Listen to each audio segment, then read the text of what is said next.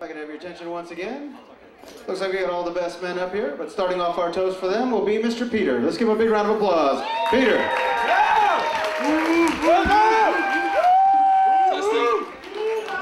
Testing.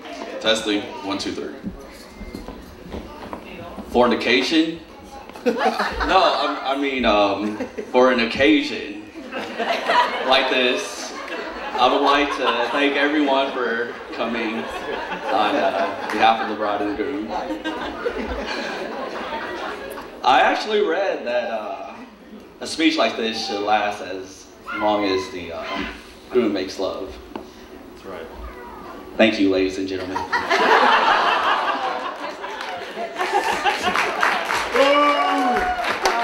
I'm just I had this speech memorized, but I've been drinking a lot of alcohol, so I'm gonna have to read it. Sorry. Okay.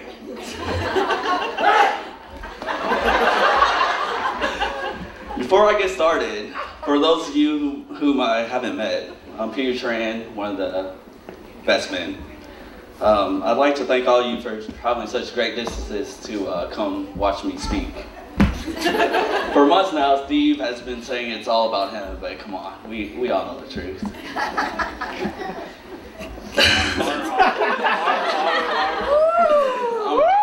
www.bestmanspeeches.com. Okay, I'm actually gonna try to edit this because it's pretty long, so I'm gonna skip some things. Okay. Sitting there in his tux, Steve may look like a mature, emotionally balanced individual, but I assure you that this is just an illusion. As he's grown older, he's perfected the art of concealing his more unsettling qualities. That should explain how he was able to attract the love and devotion of this spectacular woman. Doesn't she look great? Not only is Gloria gorgeous and good-natured, but she also has the greatest sense of humor. She proved this today by marrying Steve.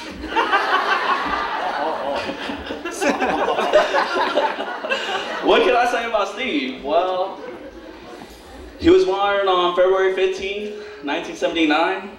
The staff at the hospital he was born at still refers to Thursdays as Ugly Thursdays. I met Steve in middle school about 15 years ago. He was about 4'5", 105 pounds with floppy hair that resembled Zach Morris from Saved by the Bell. Actually, I guess that's how we became best friends, because I had the same hairstyle. So shallow. In a way, Steve and I were very similar. We constantly sat on the driveway, like every night for hours, and we just talk about girls. I mean, not any girl in particular. We just talk about girls. I'd be like, "Hey, Steve, how do you talk to a girl?" Steve's response was, "I don't know. You just talk to them." I mean, I guess I don't know. I guess that works because Steve's with Gloria now. I should have taken his advice. But, you know, I'm sure just talking is not the only way Steve and Gloria got to this point. Their love for each other is obvious. I remember when we were at Lake Travis about 7 years ago.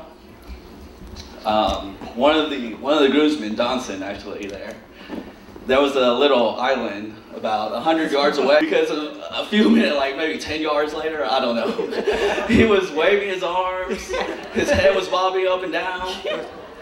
And you know, he was like, "Help, help." And Steve was the captain of the boat at this time.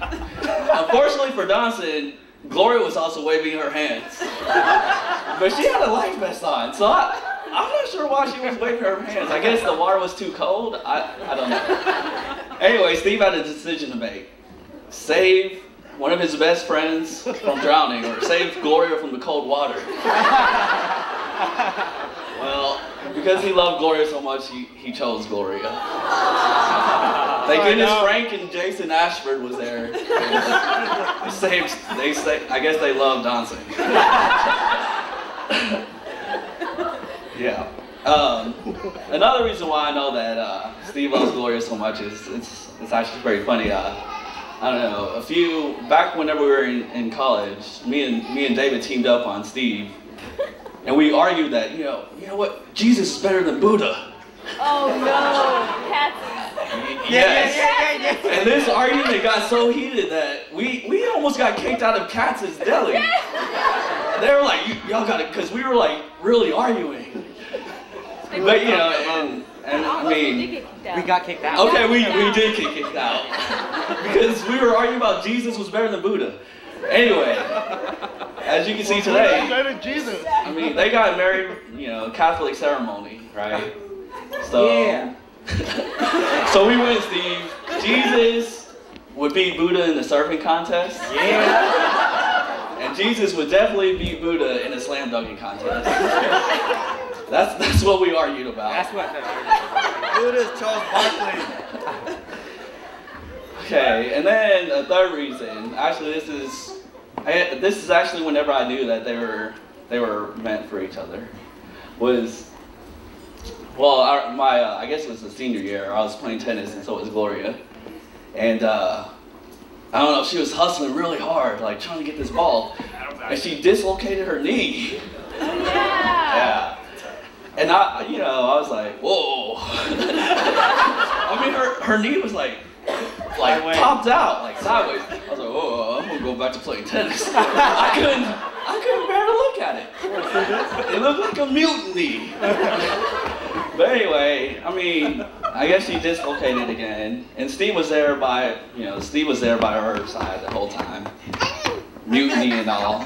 And that's when I knew. I was like, man, yeah, if Steve could look at that knee, he must be really in love. And that's when I knew today was gonna happen. Well, what else can I say about Steve? He was always a troublemaker in high school. He got sent to the principal's office more times than I've gotten the girl's number. Which isn't many. One. Which isn't many. Okay, make that 100 more times. That was all through your lifetime. Yeah, but the one moment that I remember the most, and it's okay, I'm not gonna say it. I'm gonna skip that part. Okay. Anyway, just I'm glad you know though. That means a lot to us. yeah. Basically, I'll remember that moment for the rest of my life. Whenever I'm 90, if I live till I'm 90, in gray, But I know that there's many more happy moments to come. That's just one of them. One of the many that's happened so far. Okay, I gotta get back. Let me see here. I skipped the whole, it was pretty long, that part. That probably said about 5 minutes. Thank you. Wrap it up, B. Okay. In the meantime, I should say that there are a few people on the planet whom I love and respect as much as I do Steve. He epitomizes all the values we think of when we hear the word greatness. In fact, there's a Shakespeare quote that reminds me of him. I don't memorize the Shakespeare quote, so I have to read it. Really? Be not afraid of greatness. Some are born great. Some achieve greatness, and some have greatness thrust upon them. Far be it from me to argue with Mr. Shakespeare, but I think Steve gives that quote a run for his money. As his family can tell you, he was born great. As his friends can tell you, he's achieved greatness. And one need only look at the beautiful bride to see that he's had greatness thrust upon him. I need to conclude my speech as I still want to leave several minutes for applause after I'm finished up here. Before I wrap it up though, I'd like to leave the newlyweds with some heartfelt advice. I myself am not yet married, so you'll forgive me if my advice comes from a sane and level-headed perspective. Oh, burn. To Steve, when you're wrong about something, admit it. Humility is more important than victory. And when you're right about something, keep your mouth shut. Obedience is more important than humility. Gloria, when your husband is wrong about something, let him know right away. And if he's got something, if it's gotten into his head that he's right about something, just be patient. He's just confused. With a little persistence on your part, along with some yelling and screaming, he'll return to reality in no time. Yeah. Yeah, I'm not married, but I think that's the key. Good advice. Good advice. Steve, you can search the entire globe and not find a woman as perfect for you as Gloria. Your joining today is an explosion of pure destiny, as I see you two standing side by side right now. I cannot tell where one of you ends and the other begins. You're truly and utterly united. This union will not only strengthen and enrich your lives, it will also save most of us the trouble of buying you separate Christmas presents. Cheap ass. Okay, well, of course it's a brave step you guys are taking, but come on, let's face it. You know, this has happened before. We should really save the word brave for that first guy who looked at the cow and said, you know what? I'm gonna squeeze them things and I'm gonna drink whatever comes out of them. That's brave.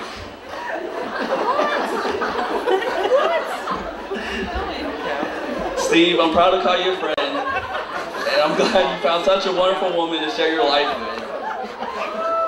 Ladies and gentlemen, I would like to propose a toast.